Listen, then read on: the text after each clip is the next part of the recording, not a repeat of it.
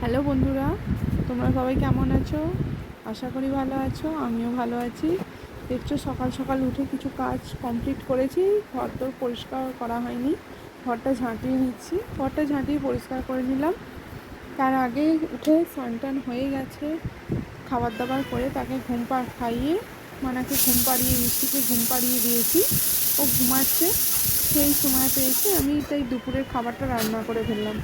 ওর জন্যে খাবার দাবার এই যে ওর খাবার রেডি হয়ে গেছে, আমাদেরও মোটামুটি খাবার রেডি হয়ে গেছে।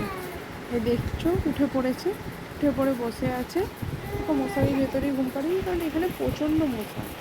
আর আজকে দেখো না, সকাল থেকে এত ঝিরঝির করে বৃষ্টি হচ্ছে, বর্ষার বৃষ্টি, না জোরে হলে হয়ে গেল থেমে গেল, কিন্তু সে একটু হচ্ছে, রোদ উঠছে, আবার বৃষ্টি হচ্ছে। এত সমস্যা হচ্ছে কি বলবো। সকালবেলা অনেক জামা কাপড় পরেছে, রোজের বিছানার চাদর চেঞ্জ করি, মিষ্টির জামা কাপড় থাকে, নিজেদের জামা কাপড় থাকে, সমস্ত কাচাকুচি করে তিনতলায় আমি দিয়ে আসছি। রোদ উঠছে দিয়ে আসছি, রোদ চলে যাচ্ছে আবার নিয়ে আসছি।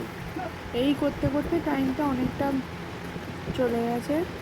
এই দেখছো মিষ্টি, এই সময় মিষ্টিকে খাওয়া দাওয়া করিয়ে, আমি ভিডিও তখন করতে পারিনি, ওকে খাওয়া দাওয়া করিয়ে বসে রয়েছে। ঘুম তো কমপ্লিট। আমি ভাবলাম যে আমারও খাওয়া দাওয়া হয়ে গেছে, কাজটা করা যায়। আমি কদিন এখানে ছিলাম না, যার জন্য ফার্নিচারগুলো এতই নোংরা হয়েছে কি বলার বাইরে, সব ধুলো হয়ে গেছে। যার জন্য ভাবলাম আজকে একটু পরিষ্কার করে নিই। ওই ভাবি করবো কিন্তু করা হয়ে ওঠে না। সেজন্য আজ ভাবলাম একটু করেই নিই পরিষ্কার।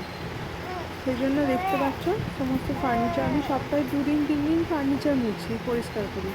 সব রোজের দিন সম্ভব হয়ে ওঠে না, আর মিষ্টি যবে থেকে হয়েছে তবে থেকে একদমই সম্ভব হয়ে ওঠে না। কারণ আমার ঘরে আমাকে দেখার মতো কেউ নেই। আমি আর আমার হাজব্যান্ড আর মিষ্টির জন্য সমস্ত কিছু, ঘরের সমস্ত A to Z কাজ সব আমাকেই করতে হয়। ঘর, তার উপর নতুন বাড়ি, বুঝতেই পারছো সমস্ত পুরোটা কমপ্লিট এখনও হয়ে ওঠেনি, মিস্ত্রির কাজ।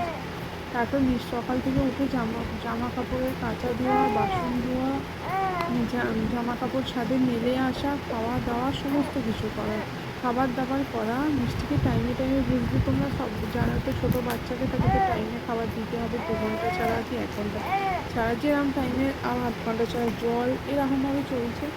মিষ্টি যখন ছোটো ছিল তাও একটু ঠিক ছিল, একটু বড় হয়েছে, এখন তো হামাগুড়ি দিয়ে এদিক ওদিক চলে যায়। সবসময় তো এই ঘরে থাকা সম্ভব হয় না, আমি পাশের ঘরে থাকি বা রান্নাঘরে বা ওপরে থাকি, তখন যার জন্য আমি মিষ্টিকে বেঁধে রেখে দিয়ে যাই। কারণ ও ঘুম থেকে উঠলে চট করে বিছানা থেকে নেমে আসার চেষ্টা করে, খাট থেকে পড়ে যাবে, যার জন্য বেঁধে রেখে দিই।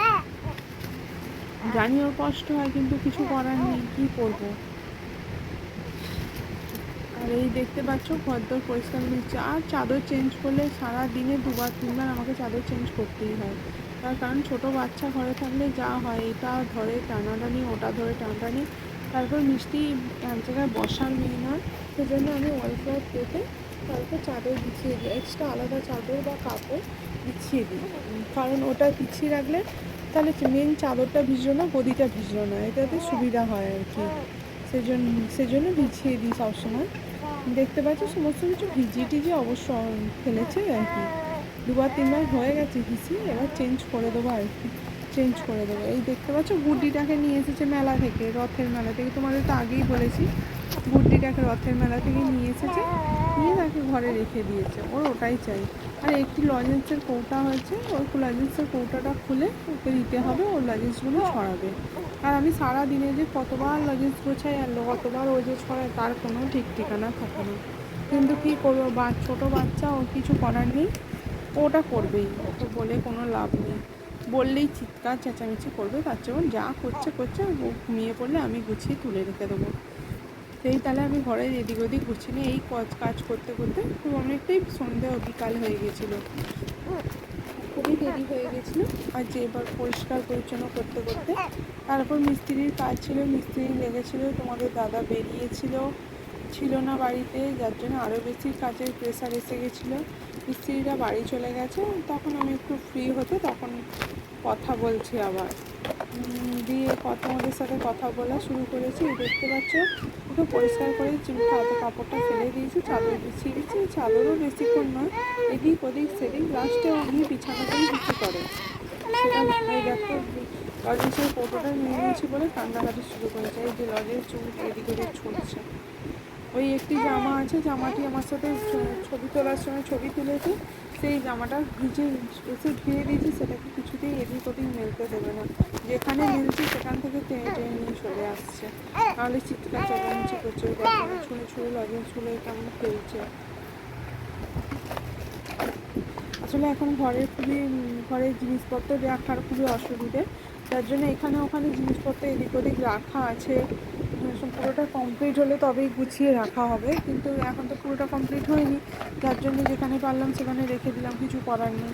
আর এই যে ম্যাডাম জল তেষ্টা পেলেও উনি জানেন না, বুঝতে পারেন না জল তেষ্টা পেয়েছে।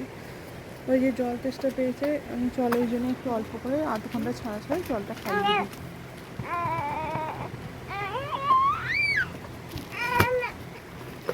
দেখতে পাচ্ছ গুড্ডিকে নিয়ে এখন খেলছি। আমি ভাবছিলাম যে দোতলায় যাবো, জামা কাপড়গুলো নিয়ে আসবো, যে নিয়ে এসে গুছিয়ে রাখবো, কিন্তু জানি না কতটা সম্ভব হয়ে উঠবে।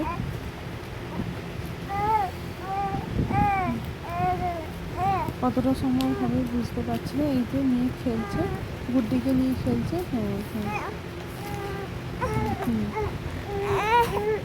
হ্যাঁ, ও উঠে আসছে কারণ ও আমার সাথে যাবে দোতলায় জামা কাপড় তুলতে যাবে, কিন্তু ওকে নিয়ে তো এতগুলো অনেক জামা কাপড় আছে, ওকে নিয়ে এত আসা সম্ভব নয়।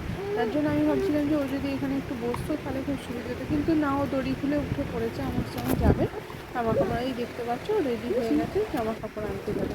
এই যে জামা কাপড় নিয়ে আমরা চলে এসেছি, ও বসে আছে, ও বসে